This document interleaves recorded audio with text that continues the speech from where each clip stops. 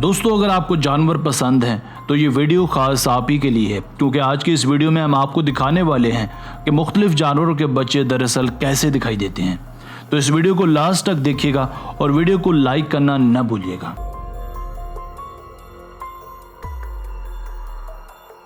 Number 5, snacks.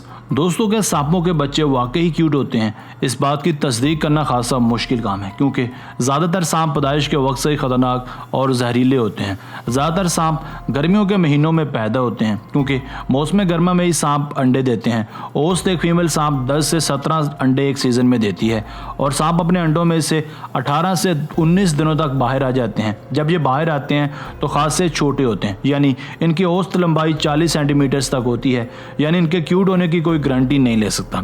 सांपों में सबसे खतरनाक ब्लैक मांबा के बच्चे होते हैं। उनकी वजह से हर साल हजारों लोग मौत के घाट उतरते हैं।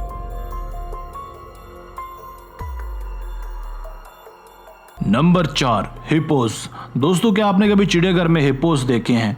ये भी एक बड़ा और ख़तरनाक जानवर है, मगर क्या आप जानते हैं कि हिप्पो दरअसल पैदा कैसे होता है और पैदा होने के बाद कैसे दिखता है? इसके अमल का दौरानिया तकरीबन 8 महीने का होता है। पैदा होने के बाद ये कुछ ऐसा दिखाई देता है। ये पैदाइश के बाद ज़्यादातर वक्त अपनी माँ के साथ पानी में ही गुजार देता है, क्योंकि इनको नर हिप्पो से ख़तरा होता है। इसलिए इनकी माँ इनको नर हिप्पो से बचा के रखती है। जब इसके बच्चे छोटे होते हैं तो दीगर जानवरों की तरह ये बहुत जहराना हो जाती है। 6 साल की उम्र में हिप्पोस एक अडल्ट हिप्पो बन जाता है। बिलाशुबा अडल्ट हिप्पोस की निस्बत इनके बच्चे ज़्यादा क्यूट दिखाई देते हैं।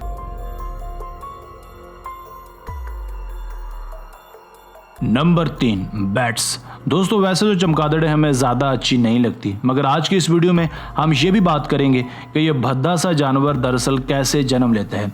यहाँ हम आपको बताते चलें कि ये अंडे से पैदा नहीं होता, बल्कि डायरेक्ट ही ये जन्म लेता है। जन्म लेने के बाद ये बहुत ही छोटा सा होता है और दीगर मैमल्स की तरह ये अपनी माँ का दूध पीता है। इसकी माँ इसे उड़ने की ट्रेनिंग देती है, क्योंकि पैदा होने के साथ ही इसके पर भी उगाते हैं। तकरीबन 18 से 20 दिन के बाद ये उड़ान भरने के काबिल हो जाता है, जबकि माहिरीन के मुताबिक चमगादड़ों की कुछ इकसाम ऐसी भी हैं जो उड़ने में करीब 90 दिन लेती हैं। इनके उड़ने और अफजाइश का दारोमदार इनकी ट्रेनिंग और माहौल पर होता है।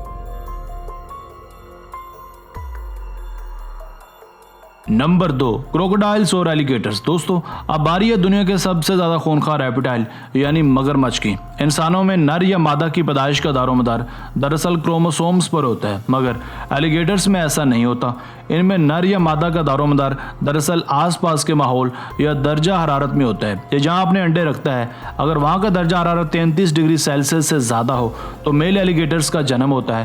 पैदाइश के फ़ौरन बाद ये बच्चे पानी की तरफ दौड़ते हैं। दीगर बच्चों की तरह ये भी काफ़ी कमज़ोर होते हैं, इसीलिए दीगर जानदारों और जानवरों की तरह मादा एलिगेटर अपने बच्चों का भरपूर ख्याल रखती है और इन्हें किसी सूरत भी खुद से दूर नहीं होने देती और उन्हें सख्त नामुसाइद हालात में भी शिकार करने के काबिल बनाती है।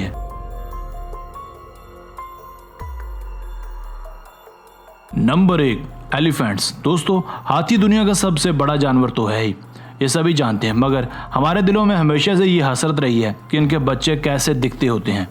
अगर हम अफ्रीकन हाथियों की बात करें तो ये 11 साल से लेकर 15 साल तक बासानी अडल्ट हो जाते हैं। अगर हम बात करें हाथियों की पैदाइश की तो मादा हाथी हैरत अंगेज तौर पर 22 महीनों के लिए हामला होती है, यानी इंसानों से दुगना टाइम लेती हैं, और पैदाइश के महज आधे घंटे बाद ही बेबी हाथी चलना फिरना शुरू कर देते हैं, और ये 22 महीने की लंबी प्रेगनेंसी की वजह से ही मुमकिन हो पाता है। अगरचे ये खुद को वाइल्ड लाइफ के लिए बहुत ही वक्त लगा कर ढालते हैं। कुछ अर्सा अपनी माँ का दूध पीने के बाद ये मुकम्मल वेजिटेरियन हो जाते हैं। दीगर बेबी एनिमल्स की तरह ये भी दिखने में बहुत क्यूट लगते हैं।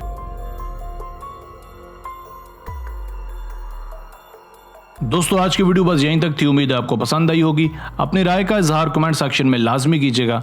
अगर आपने अब तक हमारा channel Asif Ali TV subscribe नहीं किया तो जल्दी से कर लें, क्योंकि हम आपके लिए ऐसी दिलचस्प और मालूमाती वीडियोज़ लेकर हाजिर होते रहा करेंगे।